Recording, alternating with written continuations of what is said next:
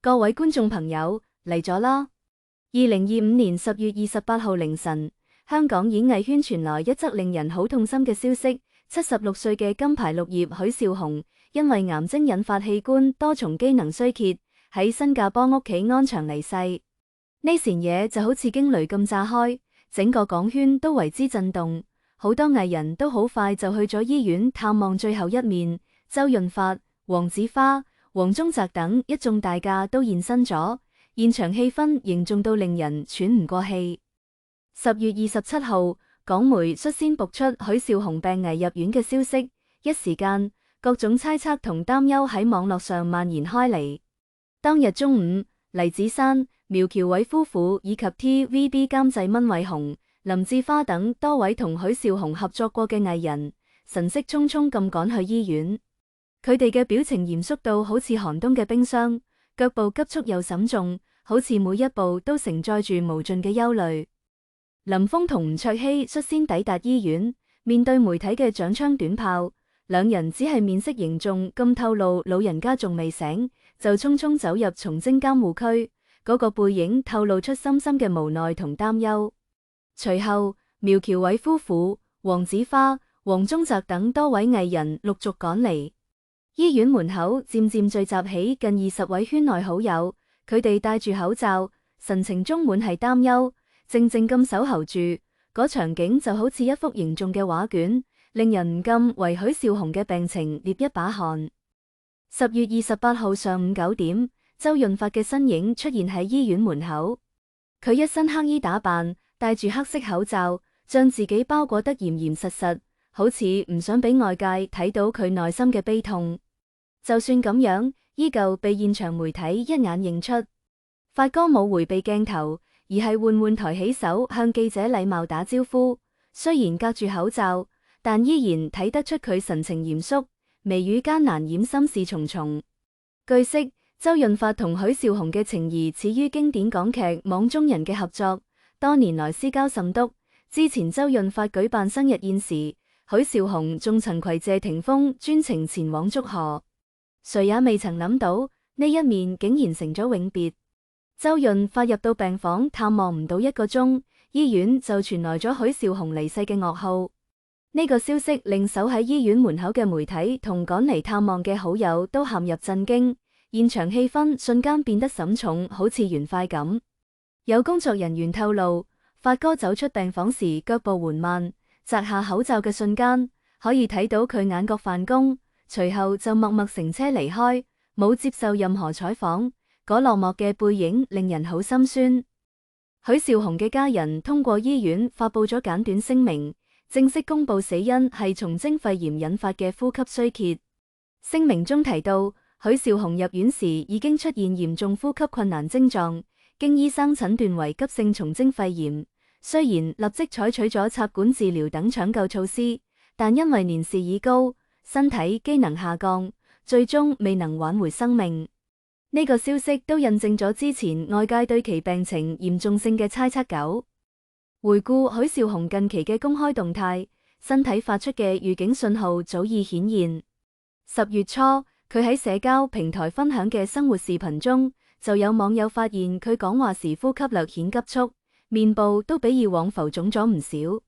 更早之前嘅6月，佢帶女兒返回廣州屋企時，被路人拍到喺平地上行路都需要頻繁停頓喘氣，步伐沈重且緩慢。當時唔少網友喺評論區留言提醒佢注意休息，關注身體健康，但呢啲細節都冇得到足夠重視。佘詩曼喺接受媒體採訪時都曾透露，自己早就知許紹雄嘅身體狀況唔對，一直默默幫手處理相關事宜。喺澳門參加活動被問及許紹雄病情時，佘詩曼當場情緒失控，眼淚奪眶而出，眼睛好快就睇到公咗。佢坦言一直擔心嘅嘢仲係發生咗，言語間滿係對好友嘅牽掛同不捨。彼時佢已經緊急取消咗後續北京嘅新戲宣傳行程，只為可以第一時間趕返香港探望，但終究都係冇見到老友最後一面。就喺眾人沈浸喺許紹雄離世嘅悲痛中時，一則驚人嘅消息就好似炸彈咁喺港圈炸開。許紹雄生前竟然抵押咗淺水灣房產，幫手黃宗澤渡過3億債務危機。呢個消息瞬間引發咗全港嘅轟動，各種猜測同議論鋪天蓋地嚟。據內部人士透露，黃宗澤近年來喺商業投資上遭遇咗重大挫折。佢早年喺房地產同餐飲行業大舉進軍，憑借住敏銳嘅商業頭腦同果斷嘅決策，一度積累咗巨額財富。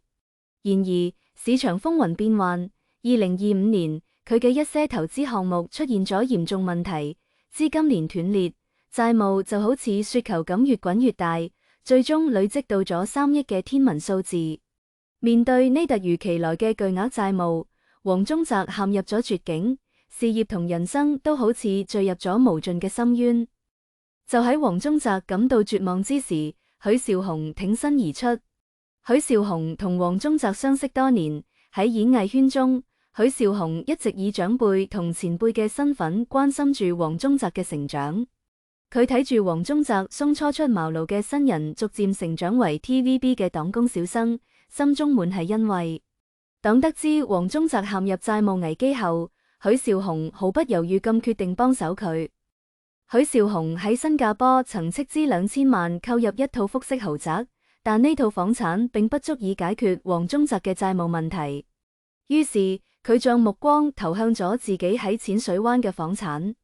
淺水灣嗰可係香港嘅頂級豪宅區，每一棟房產都價值連城。許紹雄嘅呢套淺水灣房產唔止地理位置優越，而且裝修豪華，係佢多年嘅心血所在。然而，為咗幫手黃宗澤，佢毅然決然咁決定抵押呢套房產。老許當時同我講，宗澤就好似我嘅徒弟咁，我唔可以睇住佢毀掉。一位同許紹雄私交甚好嘅圈內人士透露，佢話自己年紀大咗，錢財都係身外之物，可以幫手宗澤渡過難關，先係最重要嘅。呢位知情人士仲表示，許紹雄喺做出呢個決定時，冇太多嘅猶豫，佢只係簡單咁同家人商量咗一下，就迅速辦理咗房產抵押手續。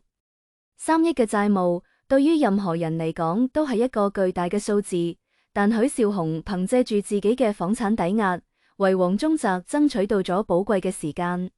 佢四處奔走，聯繫銀行同金融機構，為黃宗澤籌集資金，幫手佢重新規劃商業佈局。喺許紹雄嘅幫手下，黃宗澤逐漸穩住咗局面，開始一步步償還債務。而更令人震驚嘅係，許紹雄喺生前仲留下咗一段絕密遺言，呢段遺言同黃宗澤息息相關，亦都成為咗呢場以房養徒情誼嘅有力見證。據悉，呢段遺言係喺許紹雄生前拍攝嘅電影《潛行》中留下嘅。喺電影嘅拍攝過程中，許紹雄同黃宗澤有一場對手戲，呢場夫嘅場景設定喺一個昏暗嘅房間入面，氣氛緊張而凝重。許紹雄飾演嘅角色喺生命嘅最後時刻，將黃宗澤飾演嘅角色叫到身邊，緩緩咁講出咗嗰句震撼人心嘅話：你係我唯一嘅徒弟。當時劇組嘅工作人員都以為呢隻係電影中嘅台詞，冇太過在意。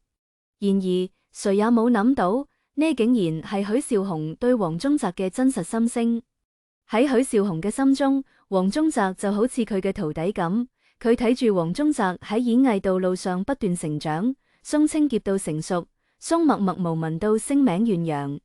佢將自己嘅經驗同智慧毫無保留咁傳授俾黃宗澤，希望佢可以喺演藝圈中行得更遠。老許喺拍呢場夫嘅時候，情緒特別投入。一位劇組工作人員回憶到，佢講嗰句台詞嘅時候，眼神中充滿咗慈愛同期望，好似真係喺將自己嘅衣缽轉俾宗澤。呢段絕密遺言喺許紹雄去世後被曝光，瞬間引發咗全港嘅熱議。人們紛紛感嘆許紹雄同黃宗澤之間深厚嘅情誼，呢種情誼超越咗普通嘅師徒關係，更似一種父子之間嘅情感。面對許紹雄嘅突然離世同呢背後驚人嘅秘辛，黃宗澤陷入咗巨大嘅悲痛之中。佢毫不猶豫咁決定停工7日，為許紹雄守靈。喺呢7日裏，黃宗澤一直守喺許紹雄嘅靈前，眼神中充滿咗哀傷同不捨。佢回憶住同許紹雄喺一起嘅點點滴滴，嗰啲一起拍拖嘅日子，嗰啲喺片場嘅歡聲笑語，都好似電影咁喺佢嘅腦海中不斷回放。許叔對我嚟講，唔止係前輩，更係我嘅親人。黃宗澤喺接受採訪時哽咽住講，佢喺我最困難嘅時候幫手咗我，呢份恩情我永遠都報答唔完。而家佢走咗，我只想好好咁送佢最後一程。喺守靈期間，黃宗澤拒絕咗所有嘅商業活動同採訪，佢只想靜靜咁陪伴喺許紹雄嘅身邊。佢親自為許紹雄整理遺容，為佢獻上鮮花，每一個動作都充滿咗敬意同心情。而喺呢7日裏，港圈都發生咗一些有趣嘅嘢。佘詩曼作為許紹雄生前嘅好友，喺得知消息後悲痛萬分，承諾會照顧佢嘅家人。然而，與此同時，佘詩曼為新劇《新聞女王2》嘅宣傳活動都引發咗一些爭議。有網友發現，佘詩曼嘅社交媒體賬號仍然喺宣傳新劇，呢引發咗部分網友嘅質疑，認為佢喺許紹雄去世後唔應該咁急於宣傳新劇。但都有網友表示理解，認為佘詩曼只係喺履行自己嘅工作義務，而且佢承諾會照顧許紹雄嘅家人，已經盡到咗自己嘅情誼。與此同時，演員何賽飛昔日綜藝中嘅犀利言論都被網友翻出。